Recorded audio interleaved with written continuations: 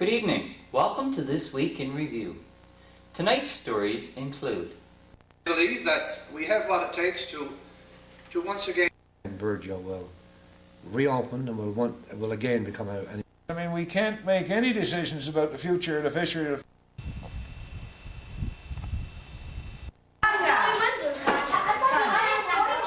And more, so please stay tuned.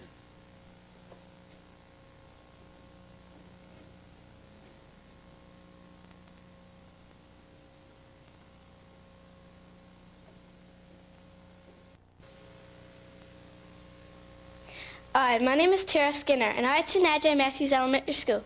Newfoundland Labrador Audio tells us that electricity is a very powerful energy. It gives us eat, light, play with stereo and antenna, plus many more wonderful things. However, we must learn to use it wisely and with great respect. Always teach children never to play with electrical outlets, cords, plugs and switches. The shot can be fatal. Always develop good electrical safety habits for your family.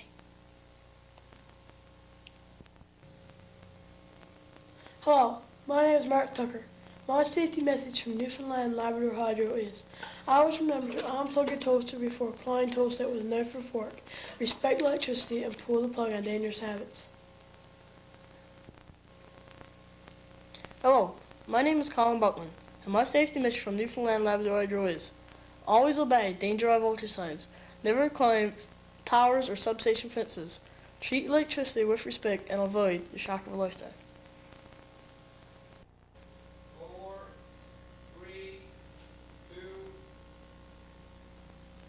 Walter Carter, Minister of Fisheries, along with other officials from the Department of Fisheries and our MHA, Dave Gilbert, held a public meeting at the Virgil Lions Community Centre on Wednesday. My name is David Vardy. I'm the Deputy Minister of Fisheries, and I'd like to introduce the head table. To my immediate left, the Honourable Walter Carter, Minister of Fisheries, who will be speaking to you later. Mr. David Gilbert, MHA for the area, and Jerry Reed, who is Executive Assistant to Mr. Carter. The purpose of this meeting today, this is the fifth in a series of public meetings being held by the Minister of Fisheries to talk about the future of the fishery, and in particular to focus on the policies for the fishery of the future. The focus of our discussion is this document that I have in my hand called Changing Tides, a consultative document of the fishery on the fishery of the future. And we've distributed a short version of this at the door, and we can also make copies of this larger version available to you for your review. This document essentially looks at the future of the fishery throughout our province and attempts to project into the future the resource base upon which we depend. This report, this document, essentially is focusing on the groundfish fishery. And of course your plant here in Virgil as traditionally processed ground fish. And you are all aware, no doubt, that we are faced with a crisis in the groundfish sector of our fishery through all segments of the province, all parts of the province. And of course, there is a northern cod fishery which is closed, and there's a moratorium, and many of the people in this community are affected by that moratorium. But you, of course, depend on a wide range of different stocks, including redfish and cod from the south coast, the 3PS cod stock, as well as the 4RS 3PN cod stock.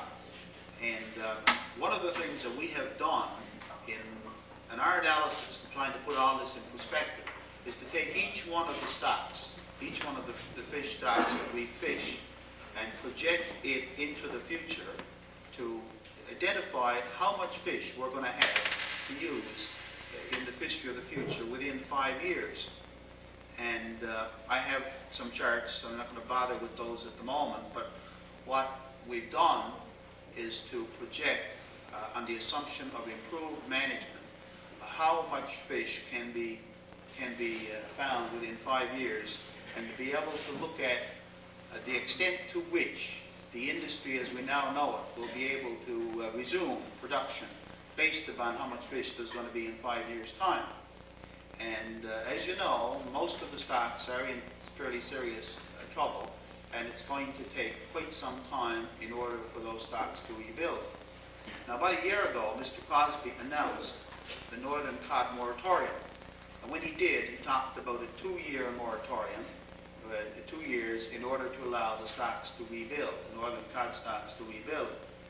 And when the moratorium was called, he gave out some projections to show that the spawning biomass, the fish in the northern cod stock, would rebuild significantly over a 2-year period. Unfortunately, that's not happened. That rebuilding process is not taking place in the way it was anticipated, or in the way it was projected back 2 years ago. And now what we find is that on Friday past, there was an announcement by the federal minister to the extent that it will probably be the turn of the century before we'll likely see any significant reopening of that northern cod stock. So it could well be a number of years before those stocks rebuild to the point where we will be able to fish them again. That's the northern cod stock. In terms of our other stocks, the stocks that have been landed traditionally here, redfish, flatfish, south coast cod, these stocks are also in serious trouble. 3PS cod, what's known as the Saint-Pierre Bank cod stock, the quota was reduced from 35,000 tons to 20,000 tons in 1993. So that stock was fairly stable up until the past year, and now it's plummeted. Tune in to this public meeting in its entirety tomorrow night, beginning at 7 p.m. In addition to the public meeting, I also had an interview with Minister of Fisheries, Walter Carter. Welcome to our studio, Mr. Carter. Thank you very much. Thank you very much. Were you pleased with the turnout that you had at your public meeting held Oh, today? yes, very, very pleased. In fact, I was just telling you before we came on the air, it's by far the best meeting we've had, the best attended meeting, and it was a great meeting. We had a lot of people, I think 140, 150 people there, people who were well behaved, no boisterousness, obviously very concerned people, and people who had some very definite thoughts on the fishery and how it should develop. A number of different issues were raised at the meeting. Do you feel that these issues are relevant to your proposal? Yes, you see, just recently we released our green paper. As you know, a green paper is in effect a discussion paper. That's an executive summary you have there. In our green paper, discussion paper, we have 39 options, recommendations. And what we're doing now is going around the province. This is the 5th in a series of about 15 meetings that we plan, going around the province as we've done today. Tonight we're going to be in Ramia, tomorrow night in Port aux Basques, seeking input from the people. Because these are the stakeholders, the fishermen, the teachers, the housewives, fish plant workers, people who live in the community like Burgeo, everybody in Burgeo, whether they earn a living directly or not from the fishery, has got a stake in the fishery.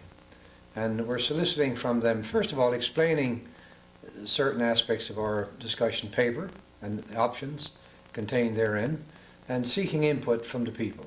And you'd be surprised some of the good things we're getting.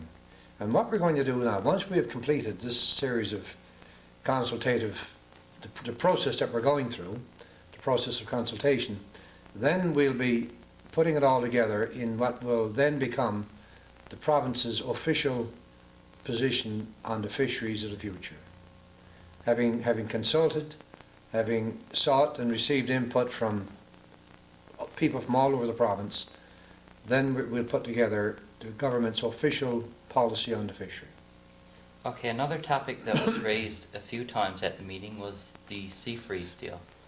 Where do you stand with regards to this deal? Well, I think the last time that I was on this program was when I was here attending a meeting having to do with the sea freeze takeover. And I think the people of Burgeo know how I felt then, and I can only tell you that my views have not changed.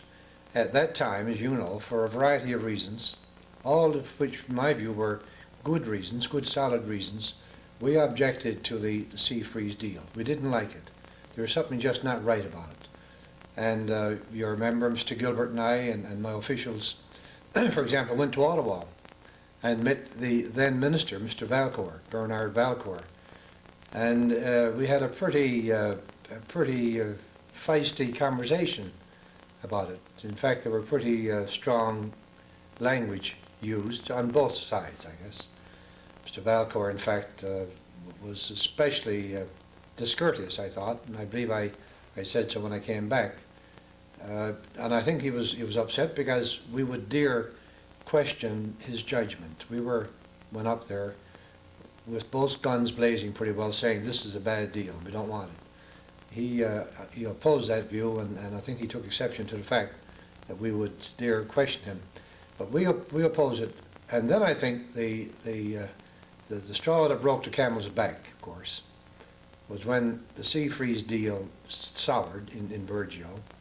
And then when we found out that the federal government had allowed them to transfer their quota of groundfish to their plant in Canso. That, I believe, was the last straw. We strongly opposed that transfer. We weren't consulted, so we had no way of stopping it. Were it in our power, we would have stopped it. As we would have stopped any such transfer to take fish from a Newfoundland plant and giving it to one of our sister provinces, because we believe that we have first call to it. So we opposed it many, many times with little effect. As you know, the quota is still going to Canso, and the Burgeo plant is still closed. Okay, it seems as though Mr. Crosby stuck behind Mr. Valcourt's decision, but with Mr. Crosby's announcement this morning that he is stepping down, what are your hopes now when a new Well, minister I can issues? only tell you Mr. Crosby stepped down on Wednesday. I expect there will be a new minister appointed, and in my letter of congratulations to that new minister, whoever it might be, I will end up by asking for a meeting as soon as possible. And when we have that meeting, that will be one of the things we'll be discussing, that and numerous other things that are hanging fire in terms of the fishery. We'll want to further our discussions with respect to joint management.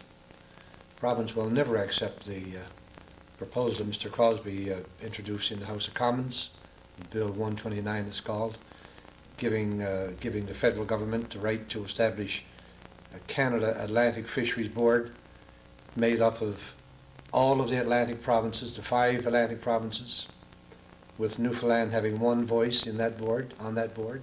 That would be a catastrophe. We would never accept that.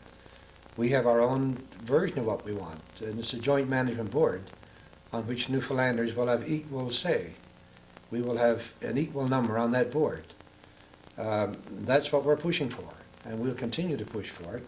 And when the new man is sworn in, whoever it might be, then you can be sure that we'll continue to fight, because look, if we need any further proof, what further proof do we need that our fisheries has not been properly managed than what we're going through now? The moratorium, the depletion of this stock and that stock, the transfer of the sea freeze quota to cancel, for example. It's been mismanaged, not only by the present government, and to be fair to them. I mean, all this didn't start with John Crosby or Brian Mulrooney. It started a long time ago, but I think it all stems from the same problem, that here we are, a province, Newfoundland, depending not entirely, but almost entirely on the fishing industry for our survival, without having any input whatever into the decision making. You know, it's just absolutely ludicrous. I can't think of any province in Canada. I cannot conceive of any other province in Canada allowing this to happen. Can you imagine the farmers of Saskatchewan, for example, having to sit back and allow every single decision affecting the harvesting and the conduct of that industry to be made by bureaucrats and politicians in the central part of Canada, in Ottawa? It just wouldn't fly. And you know, we have to put a stop to it. Okay, so as Provincial Minister of Fisheries, how do you feel about Mr. Crosby's decision to step down? Well, I have mixed feelings. Mixed feelings. I've known John Crosby for more than 30 years, before you were born, I suppose. He and I launched our respective political careers in the same way. We were both elected to the St. John City Council. I was sitting in the House. He sat in the House provincially. He served as Minister of Fisheries. I served as Minister of Fisheries. In fact, I took over from him. He served as Deputy Mayor of St. John's. I succeeded him as Deputy Mayor of St. John's. I represented St. John's West federally. He succeeded me as member for St. John's West, so our careers have been sort of running parallel, or one just a little ahead of the other, now for 30 years. So I like John Crosby. I can't say too many unkind things about him as a person. I think he's meant well. Mind you, he's made mistakes, and he hasn't done all that he should have done and could have done. And getting back to joint management, I think he could have taken a more sensitive position there, realizing, having served as Minister of Fisheries for the province 4 or 5 years, you know, he must have an appreciation of what it feels like to be not even a bit player, a part player in the whole thing. I think he could have done more with respect to foreign overfishing.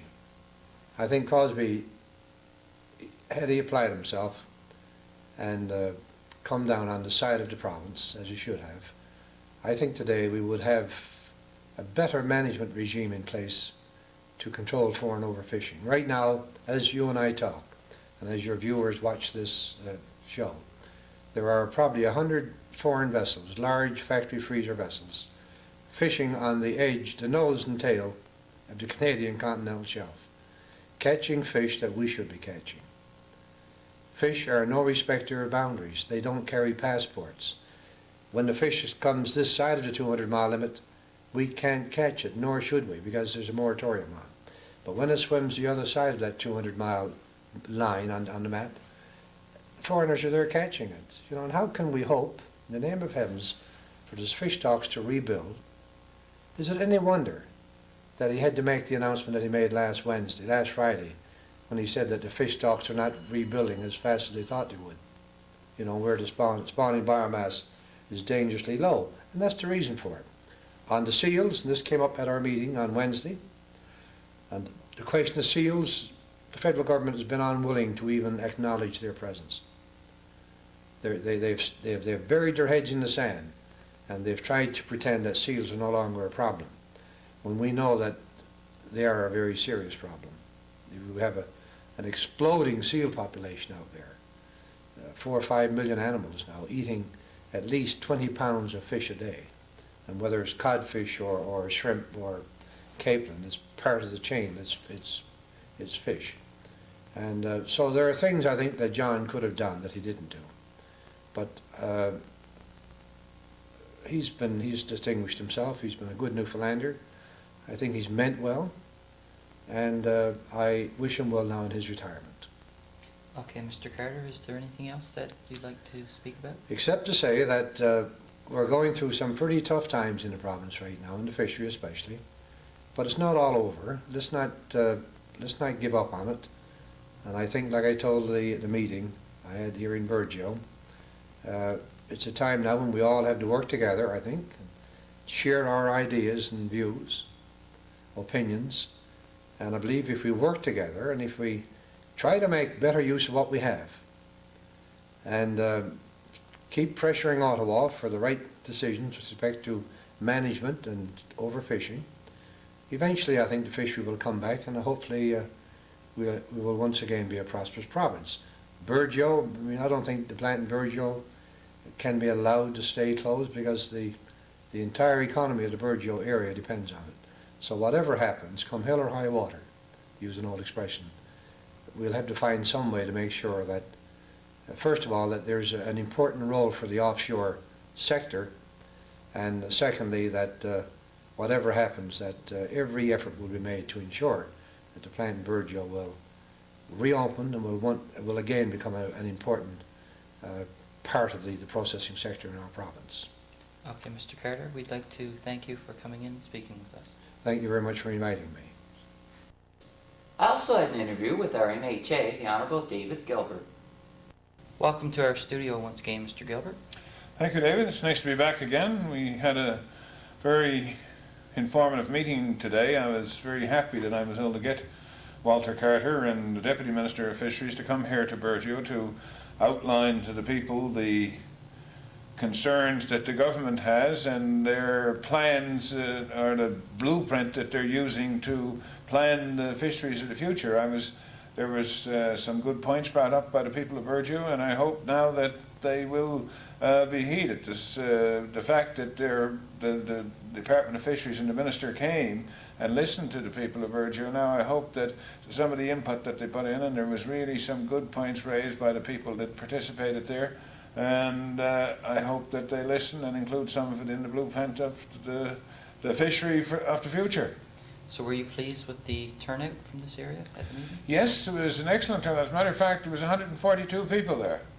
Now, in some of the areas where they've had the meetings, there hasn't been very little concern expressed at all. So it shows that the people here in Burgeo are concerned about their future, not just interested in the Northern Cod package and getting their unemployment. As you know, the people make this claim about people that are in the package, but when you take 142 people on a very short notice, because I understand that this wasn't a well-publicized meeting in town, for some reason or other, they didn't have it on your station in Burgeo Broadcasting. If you haven't got it on Burgeo Broadcasting in Burgeo, you're not going to get the greatest number of people, because this is the place that everybody listens and everybody watches your channel, the community channel here, and you know, for that reason I think that they were remiss in not letting you know earlier that the meeting was going to be there, but on a short notice, because I guess you only put it on in the morning, and then to have 142 people there in the afternoon was a good show. Okay, another issue that has caused a lot of concern in Burgeo this past week is the announcement that the new hospital here in Burgeo will not be opening. What are your views on this? Actually, when I heard it, I was dumbfounded. I was operating with the understanding that when the hospital was completed, that it was going to be opened as a full-fledged facility this year. Now, I have checked, I haven't got the full details yet, but I did check with the Minister of Health yesterday, and he told me that, as I pointed out originally, the money was put in this year's budget to make it possible to open the Burgeo Hospital and the Port Saunders and the St. Lawrence one was put in this year's budget. And of course, this hospital is operated under the Western Memorial Board, which is headquarters in Corner Brook. And you know, back, I suppose, last October or November, the Western Memorial Board submitted their budget for the operation of all the facilities under their control for the coming year, and that's the amount that was included in, you know, after negotiations with the hospital at that time, that's the amount that was included in the budget that was just passed when the House closed on last Friday. What happened, as I understand that about 3 weeks ago, the Western Memorial Board came back to government and said that we underestimated our budget by $1 million. In other words, we need another $1 million to operate our facilities for the coming year. They didn't have this included in the original budget which they gave to the province, which the province used in making up their budget. And of course the province said, we haven't got any more money for the Western Memorial Board any more than we got any more money for the Placentia Board or the St. Lawrence Board or the Grand Bank Board or the Grand Falls Board. There's just no money. I mean, we're living in a very tight budget and fiscal regime. And so the budget that's there is the one that's going to have to be in place until next March. So then, of course, they said, well, we have to make some further cuts, and here's the way that we have to do it. And then, as I understand it, they closed the nursing school for a year. They laid off 17 nursing positions in Corner Brook, and they closed some beds in there. And then they said, we will prolong the opening of the Burgeo facility to its full potential for 4 months till February, and this will give us the $1 million that we're looking for. Now, I certainly am not, I don't see this as a good option for Burgeo, mind you, but the thing about it, then we should point out, that there is no downgrading of service to Burgeo, where we've heard in this budget, you've heard hospital boards complaining to government every day that the service is downgraded, where in Burgeo we are going to maintain exactly the same service that you had last year, and it will be up for another 4 months. But, people say to me, well, what's going to happen in 4 months? And I haven't got a crystal ball, but the only thing I'm saying is that, I really strongly feel and believe that the Burgeo Hospital will be fully opened in February. This is what I've been told right now, and I think that it will be open.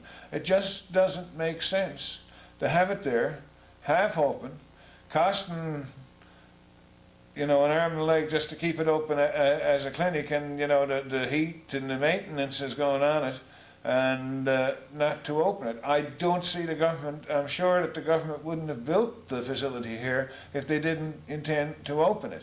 So there will be people that say, they're not going to do it. But the government had nothing to do with this decision. I mean, this was a decision that people must bear in mind. This was a decision that was made by the Western Hospital Board because of the fact that they underestimated their budget last year. And I mean, they should have been well aware, if they had a budget properly, we would have, maybe been able to do something about it last year in November.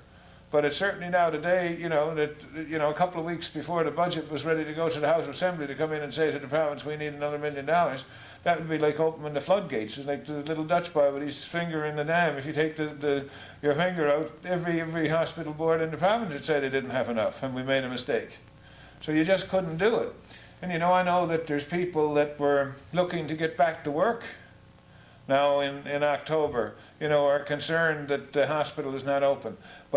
And I'm concerned too. I would like to see him back to work. I would like to see the hospital open to full potential. But again, I have to say to the people of Burgeo that you must bear in mind that there is no cutback in your service. You get the same service that you had the previous year while we were, waiting for this new hospital to be built. And all I'm asking is for the people to have a little patience, see what's going to happen in 4 months' time, and I will be following very closely with the Western Memorial Board and through our Department of Health just to get a further clarification and get an assurance, hopefully, to get an assurance that, yes, indeed, it will open in February.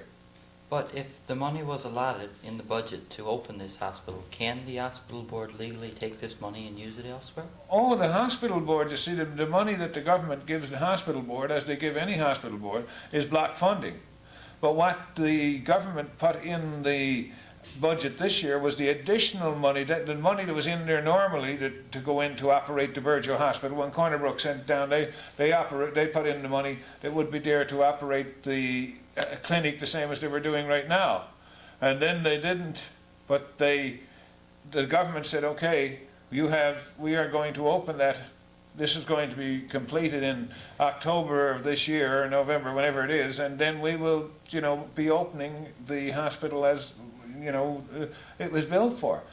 But we had to put in the extra money. Like, I don't know how much money it takes to run the Burgeo Hospital for a year. So say it was $2 million that was in the global budget to the Corner Brook Hospital, and then if there was another 500,000 or whatever was going to be required to operate it as a full facility for the year, well, all right, this money was put in the budget. Now, if the what happened is, of course, that the hospital board, as I said earlier, underestimated by $1 million in making up their budget. All of a sudden, when in May, they came back to the government and said, look, we made a mistake. We underestimated by $1 million.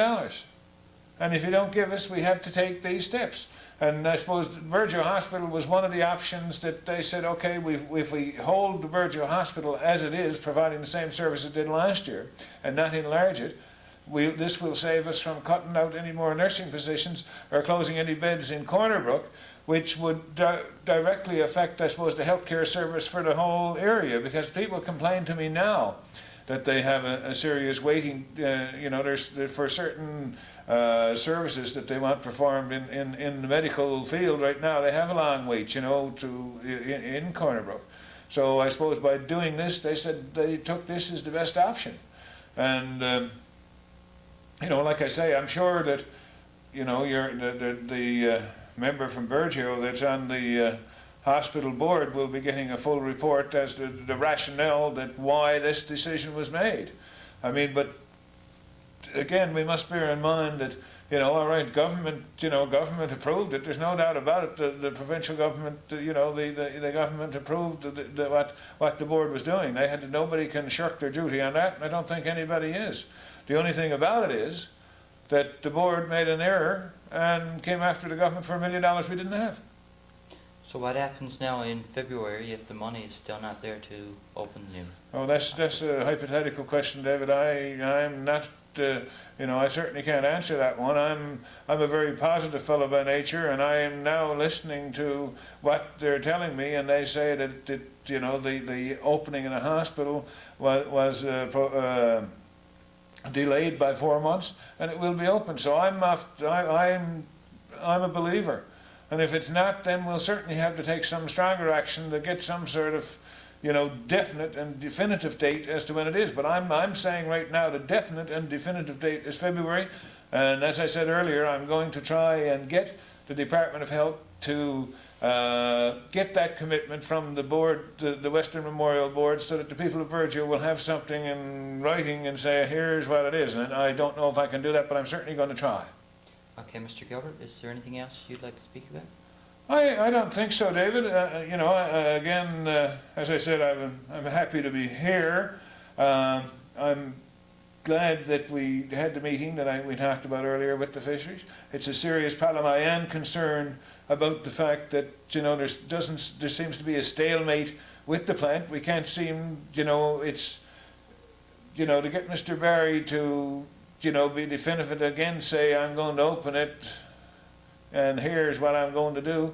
He's going to open it, and then he says, okay, the union's got to get their act together, and it's almost as elusive as trying to hold the wind, sort of thing. How do you get hold to get everybody together to get some sort of an answer from Mr. Barry about the fish plant? Because we can't make any decisions about the future of the fishery or the futures of Burgeo until we know the future of the fish plant, and the future of the fish plant is in Mr. Barry's hands. Now, hopefully I'm going to get a chance to speak to the Economic Recovery Commission that's set up here, and I'm hoping that I'm going to suggest to them that they make a direct approach to Mr. Barry right now and see what is going on. The other thing I think we should be looking at right now, I understand that John Crosby resigned today, so there will possibly be a new Minister of Fishery coming in, when Ms. Campbell appoints her cabinet next week, or within the next few days. And I think that we should be making an immediate approach to the new Fishery Minister, outlining the situation here in Burgeo, and ask him to overturn the decision that Crosby made to give the quota to council. Okay, Mr. Gilbert. Well, we'd like to thank you for coming in and speaking with us. Thank you. I also have a copy of a letter that was written to the Minister of Health dated June 24th, 1993. Dear Sir, regarding the new Burgeo Hospital, even before the groundwork was finished to level up for the floor, the foundation had already been started.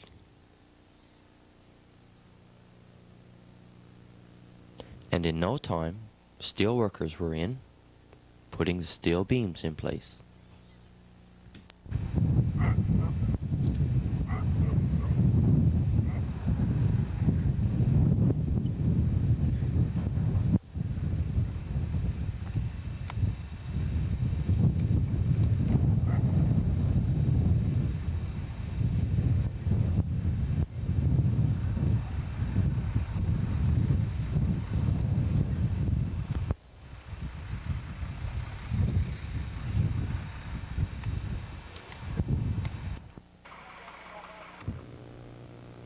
The next group to start work were the bricklayers. And as the bricklayers worked their way around the building, it gave us an even clearer picture of what the building was going to look like.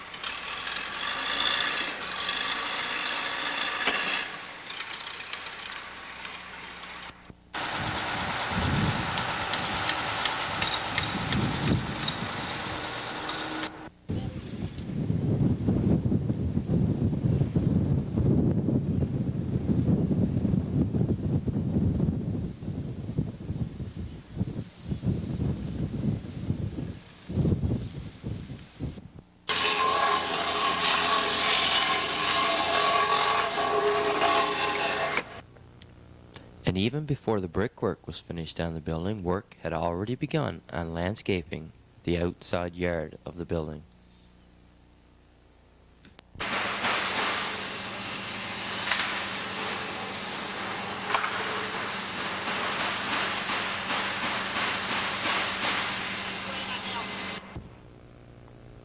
Even before the bricklayers had finished with the blocks, they were started on installing the bricks.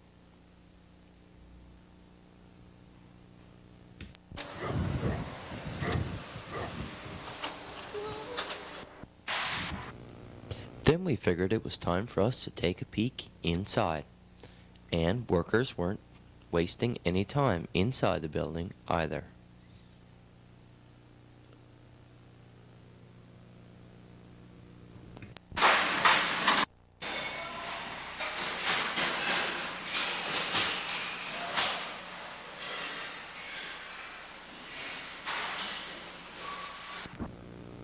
This is the front of the new healthcare facility. As you can see, it is all glass. Although there's still quite a bit of work to be done inside, as you can see, trees are already planted in the front yard.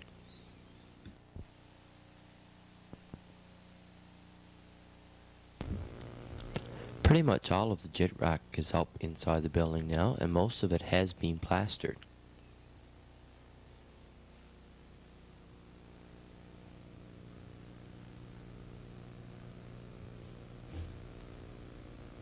These shots were taken when we visited the building in November. The fluorescent lights have been installed in the ceiling, and the T-bar is up for the tiles.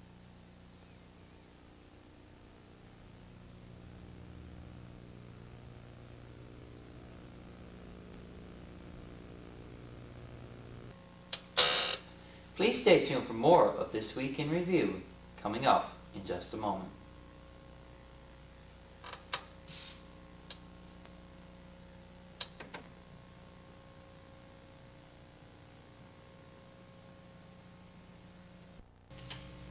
Hello, my name is Bruce Warren. My safety message for Newfoundland Labrador is always unplug electrical appliances by grasping the plug rather than pulling the cord. At Newfoundland Labrador, safety is a way of life. Hello, my name is Jody Sims. Newfoundland Labrador Hydro reminds us to develop good electrical safety habits for our families. Never overload electrical circuits by adding extra plugins to outlets. Unplug those bad habits. We have the power to live longer and we just think safety first. Hello, my name is Pam Rose.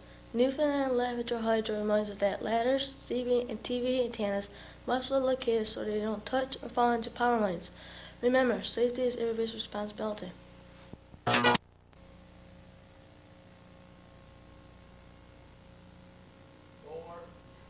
3, 2.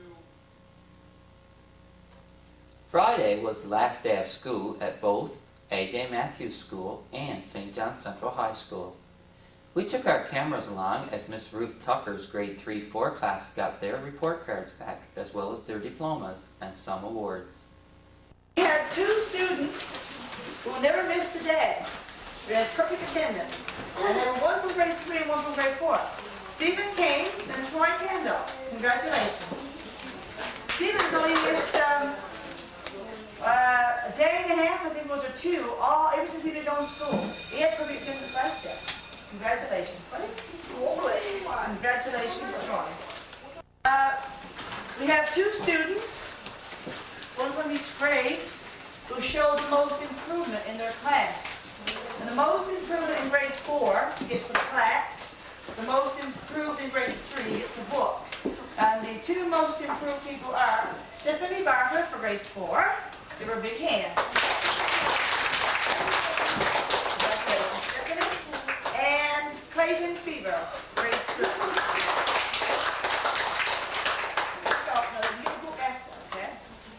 Congratulations. These are little special certificates. You get your book, but I'm not sure which is which. These are your diplomas. One for everybody. And that shows that you're entitled to go on to the next grade. And they're not in any particular order because they roll together. So you just gotta listen for your name. Julia Benoit. Congratulations, Julia. That's right. Kimberly Green. Miss Ivany gave me 4 awards for the grade 4s for French to pass out. She gave me a book for Troy Kendall for doing really excellent orally. That means talking in French. You got a French book. I hope you're going to read that over the summer. Yes, he was talking to me. Congratulations, sir. Ribbons says outstanding French student. There are 2. One is for Melanie Warren, and one is for David Batcher. Congratulations, David. Congratulations. I still got a coat on. And this is to certify that Stephanie Barter has made very fine progress in French, and we are proud and pleased with her effort. This is for Stephanie, from Miss Ivany. Congratulations. Now we move on to the good stuff this end. Okay. I'll give out the one of the most improved. It says, have a nice vacation, Stephanie Barter, the most improved student in grade 4. Congratulations. This is your platinum. Put it on your wall.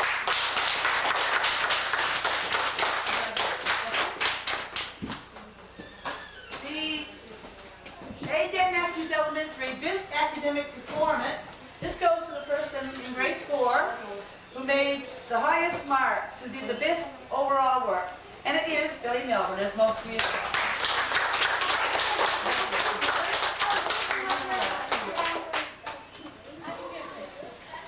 Student of the Year, grade 4, Tanya Piercy.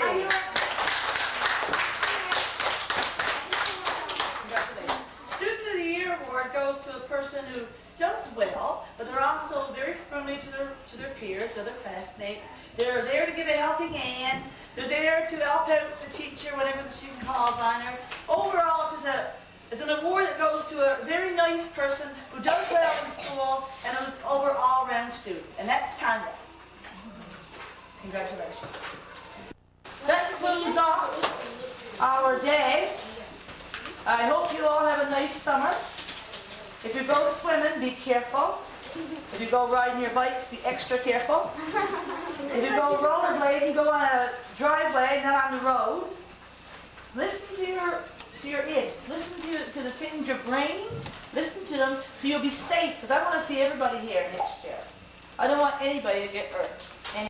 We'd like to thank Ms. Tucker for letting us come along to her class. I also spoke with Doreen Benoit, principal at A.J. Matthews School, and Norm Marison, principal at St. John Central High, to find out what the progress was like this year. Ms. Benoit, as principal of A.J. Matthews School, were you pleased with the progress that was made during the 1992-93 school year? There are a number of things about 1992-93 to make me very pleased. And when I look at the students today, like I feel that this is a day for recognizing the students for their achievement. So I like to focus on the positive things here today and recognize the number of students that we have who have achieved well in school this year. And if I look at things from that angle, students have done exceptionally well, and I can feel proud that our school has made great strides in bringing some students forward this year. Now, until we have all of our students achieving well, I'm not going to be feeling pleased. I think we still have a number of students in our school who are not doing their very best. There's still children who are not very well motivated. There are still children who don't work as hard as we would like them to. There's still children that don't do their homework. But the majority of students in our school do well. They put their best foot forward, and we can feel proud for them. And today, I think this is a day to look to the students who are doing well, and from that angle, I am pleased. Now, if I look to next year, and I think when you're ending one school year, you have to look to the next. And I'm looking forward to next year with a lot of apprehension, because we have a number of things to deal with in our educational system that are not going to be good for our education. We're looking at cutbacks. This year we have had a teacher and a half lost from this school. Now, that is not going to help our education in this school. That's going to be a hindrance. We're also looking at a boundary change within the whole province. The government is looking at setting up only 5 to 9 school boards within the next school year. Now, that could be very detrimental to us. At this point in time, we're just getting used to Western Integrated School Board. Next year, we could end up being placed with another school board. And I think that spells tough times for us as a school. It's getting used to a school board and adjusting to new policies and things is a big problem. And if we have to deal with that again next year, we're back to square one almost in terms of moving things forward. Our teachers and students, and our teachers, I commend them highly. They have worked exceptionally hard. In the past 2 years as principal, I have not been able to say anything bad about our teachers. They have been one of the hardest working groups that you will find anywhere. They're very committed and very concerned about the children. And that part of it makes me very pleased. I think that I can feel really proud today because of the kind of teachers we have. They've been very concerned about every one of the students, and that makes me feel really pleased about this year as well. Okay, the preschool program here at the school is not part of the regular school curriculum. However, I know you've been visiting that class on a number of occasions. Are you pleased with the progress made there as well? I think that next year will be a year when we can really evaluate how well that program has helped us as a school. I think that the comments that I've heard related to preschool this year have been nothing but positive. And the fact that all of our children who are coming into kindergarten in 94-95 are registered for preschool next year is certainly a good sign. What I've seen with the students in the classrooms, I've seen students who are far more prepared for kindergarten than we would see if they did not attend a preschool. For example, students are now, all of them, recognize their colors. They know their ABCs, they can write their names, and they're used to the school routine. That'll bring them a couple months ahead of themselves come September. So I'm very pleased at that. But in terms of evaluating how that will impact on our education system, I think next year, when I talk to Rose next year in September or October, we'll be able to see the great difference then. That's when the evaluation time, I think, comes in there. Okay, Ms. Benoit, we'd like to thank you for speaking with us, and we hope you have a great summer. And I hope we do too. I hope the sun shines every second day. Mr. Morrison, were you pleased with the results this year for the 1992-93 school year? Yes, matter of fact, I was very pleased with the results this year. We had, for example, in grade 7, we had 51 students, and 47 of these passed, or grade 7, 4 of them being advanced, for 92%. In grade 8, we had 36 students, and 31 of these passed. 5 were advanced, and the percentage there was 86%. In grade 9, we had 35 students, and 30 of these passed, for 86%. And I might say that it is our policy now, in recent years, that not to keep students back. On this, of course, there's real good reason. It's unlike what happened years ago, when a student would fail a course and then had to repeat the whole grade. In some cases, a student might just fail by 5 or 6 marks. In recent years, like, the philosophy is to further press and encourage the student and give him an opportunity, or her an opportunity to pass. And with respect to that, we now advance students.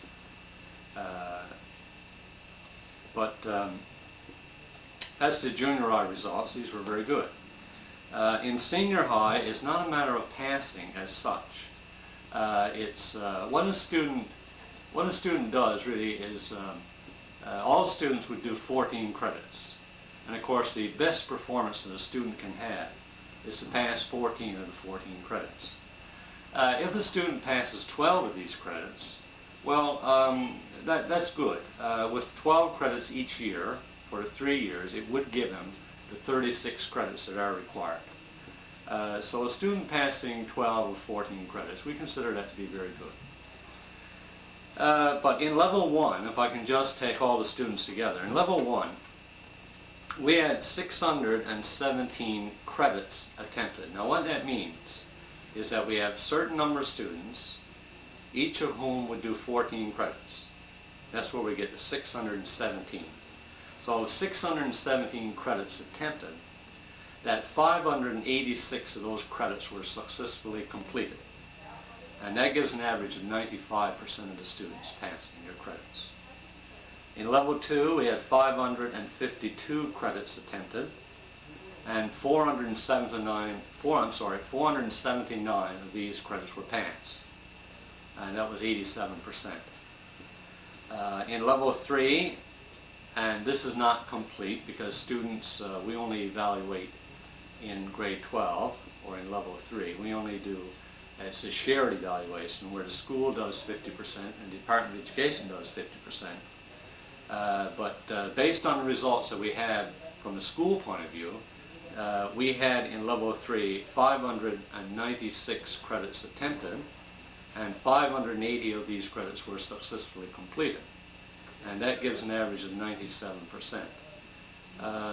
So on the whole, in junior high and in senior high, I'm quite pleased with the results. Perhaps more so, or equally so, something that we're really, really proud of this year is the number of students that we had stay in school. We started out this year with 257 students, and our enrollment in June was 254, with a loss of just 3 students. And so we're quite pleased with that. Okay, Mr. Morrison, is there anything else you'd like to add? No, I just, since it's going to be aired on Sunday night, I'd just like to again wish the students a successful summer, and after a hard year's work, they really performed well, and to teachers as well. Okay, Mr. Morrison, thanks for speaking with us, and we hope you have a good summer too. Thank you very much. Stay tuned for more of This Week in Review after this.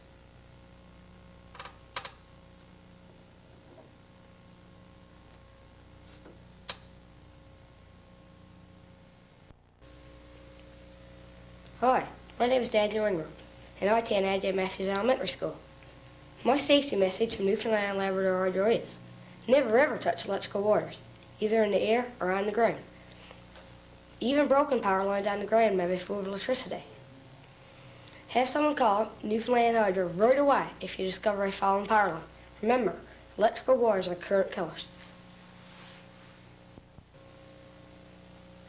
Hello, my name is Gia Parsons, and I attend A.J. Matthews Elementary School. My safety message from Newfoundland and Labrador Hydro is, never fly kites or model airplanes near power lines. Strings or control wires may be electrical conductors. Any contact with power lines can be fatal. Avoid the hazards and have a safe summer. Hi, my name is Larry Lockhart, and I attend A.J. Matthews Elementary School. Newfoundland and Labrador Hydro wants to remind us that electricity and water is a very dangerous combination. Never touch switches, plugs, or anything that runs on electricity. Or if your hands are wet, or if you're standing on a wet floor, don't let safety go in shot view.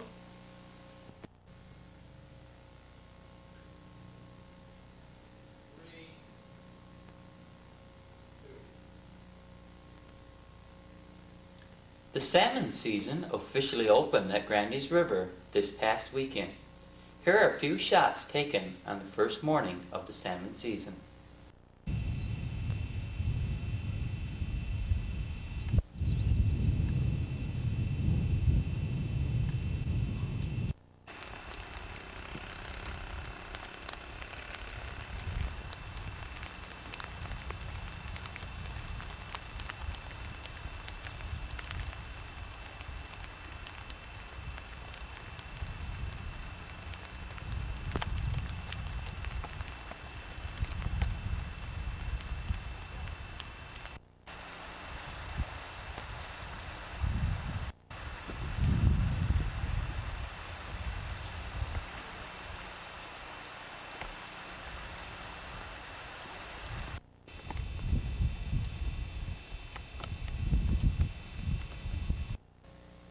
The Ham brothers recently constructed a ramp to make access to and from their brother Bud's house easier for him since he's been confined to a wheelchair. I mean, I use the wheelchair from here, well, from the house out to here, and then I use my crutches from here to the steps, and I goes up the steps on.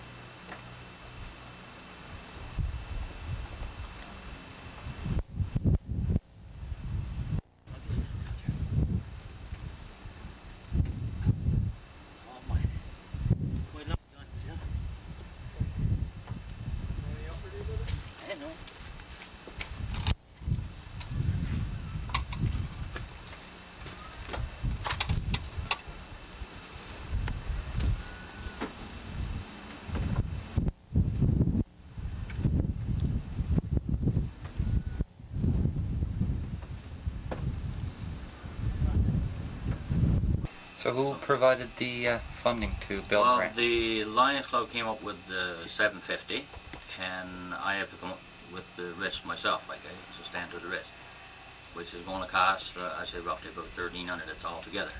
So I should have to come, I guess, with $600 my own self, like, eh? And hopefully today, well, it's not completely finished, but where I had to put some spans around where the railing is, and so I got to get a bit of sand and gravel now, which I'm going in today, hopefully, and get a few buckets of sand and gravel, and I got a little bit of asphalt in around the trailer, which I'm going to take up and hopefully get it melted and and put it down like for when I goes off the ramp, because we're soft and I can only take the wheelchair to the end of the ramp right now, and then I use my crutches that I has there.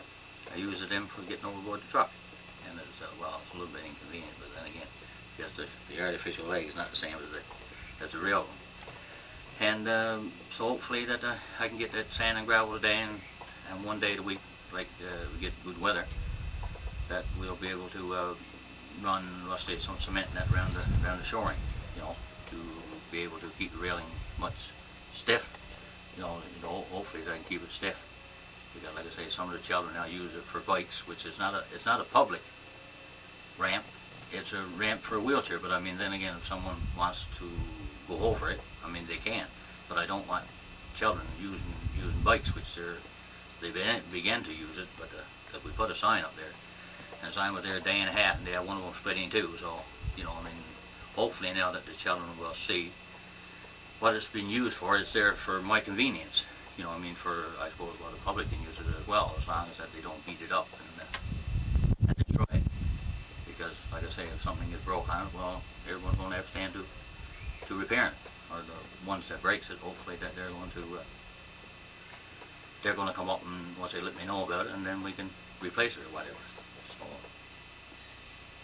Okay, Bud, so hopefully we'll see you later around a lot more now. okay, Dave, thank you very much, and hopefully I will be. Now over to Reverend Charles with an Anglican Church report. Good evening. Over the years, I have learned some valuable lessons. One of them is to think positively.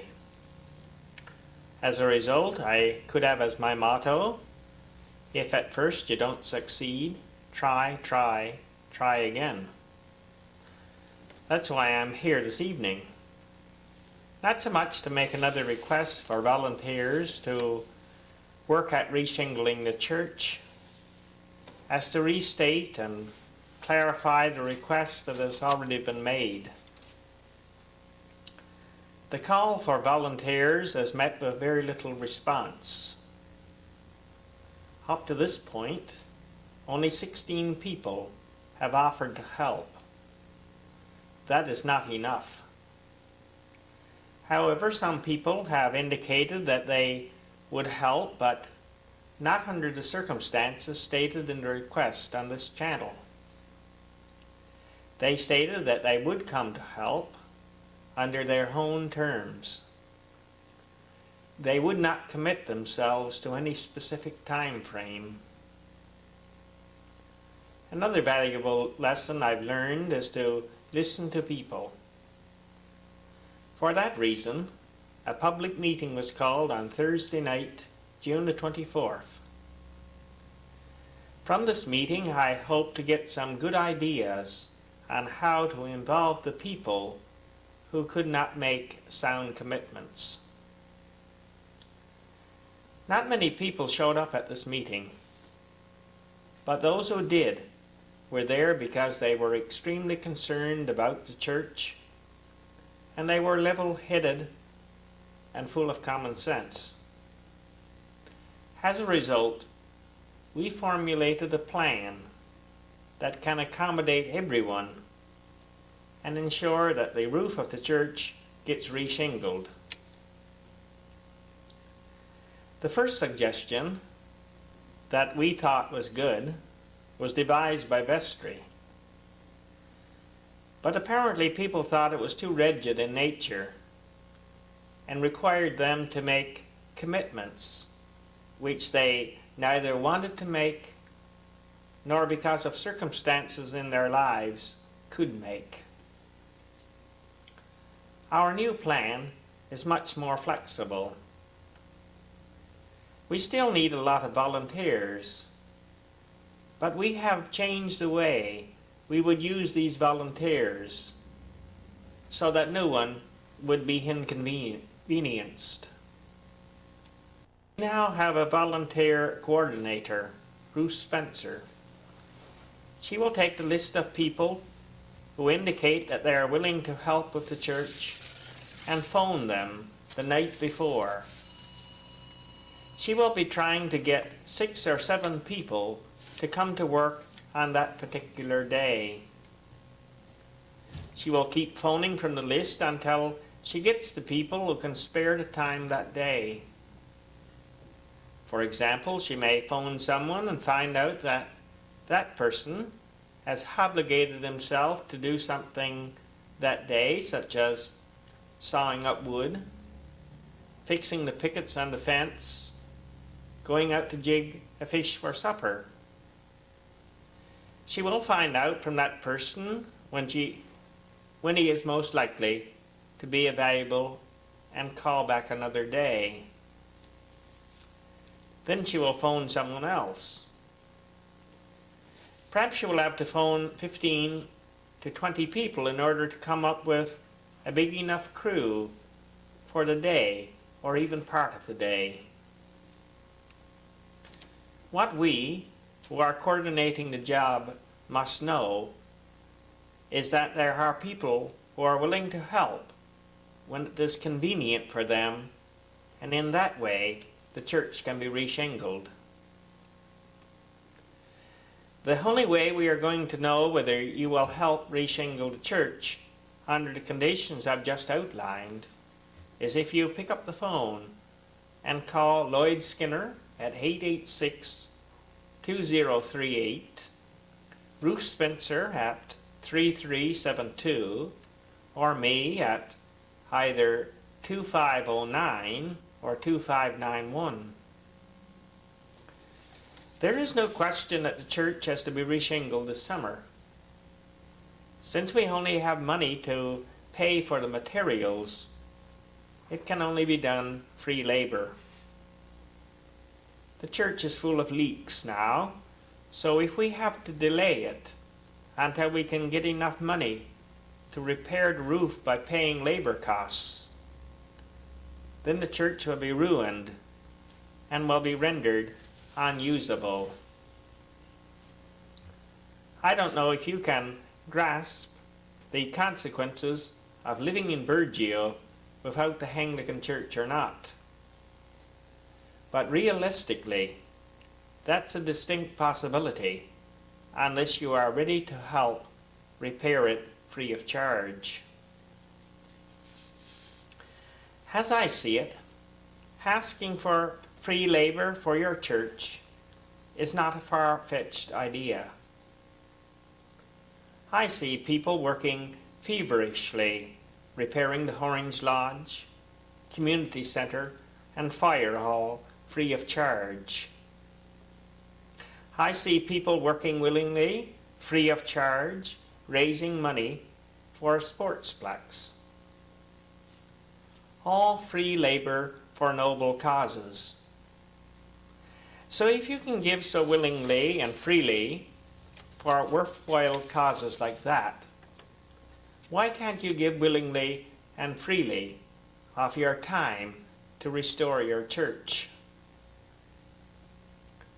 Being the positive person I am, I feel confident that you will phone in and offer your help when it is convenient for you. That's all that's asked. That's all that's required of you. Phone and say, put my name on the list, and when it's convenient for me, I'll come and help. I've been in Burgeo for 22 years. I know most of you pretty well. I know some of you don't show up in church on a regular basis, but I've never heard either one of you say that you held the church in disrespect. I've never heard any one of you say that you didn't care that the church might be the most run-down building in town. I've never heard any of you say, I don't care if the church do close down. And I never will. Although you may not attend church on a regular basis, everyone, I'm sure, considers the church to be an essential institution in his or her life and the life of the community in which they live. For this reason, I feel confident that you will accept the offer I've just proposed to you and call one of the people I have mentioned. Remember, all we need to know is if you are willing to help to reshingle the church, and together we can figure out when it is convenient for you. If enough people phones in, then we wouldn't have any problem finding a crew each day. This request for help is not confined to any particular individuals or age group. The young, the middle-aged, the young at heart are all requested to help. This request is going out to everyone who considers the Anglican Church to be his or her church. Call in. Have your name put on the volunteer list. You will be contacted to determine when you are available to help. You don't have to come before it's convenient for you, but make sure you include your name on the list to be called. Now sit back, consider the suggestion you've just heard, and make up your mind whether you're going to give some of your time, when it's convenient for you, to put your church in a good state of repair. Thank you. The Burgeo Lions annual summer fair was held on Saturday. Here are some highlights from the fair.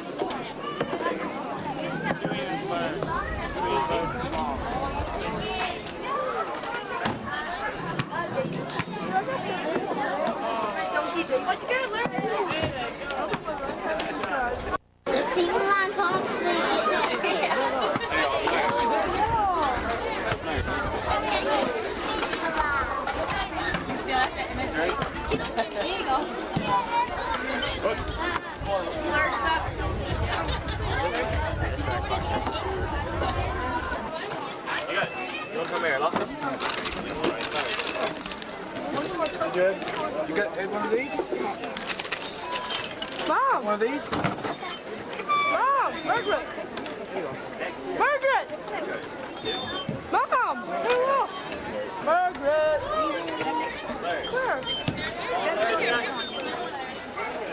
Now.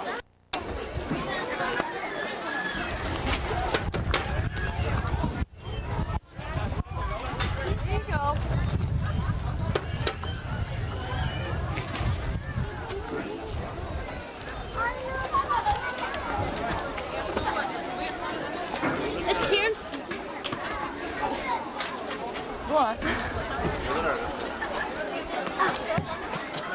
Can you just turn it? Yeah. Holy praise! There's no more.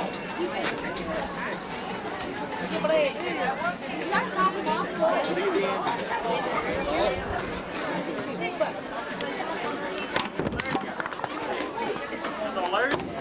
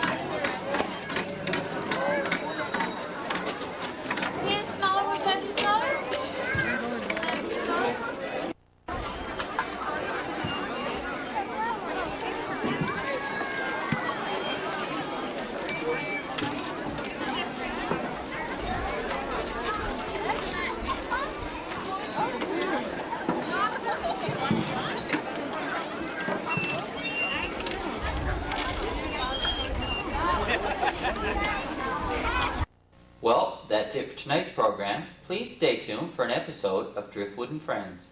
On behalf of BBS and all the BBS volunteers, I'm Dave Cooper wishing you a great week. Good night.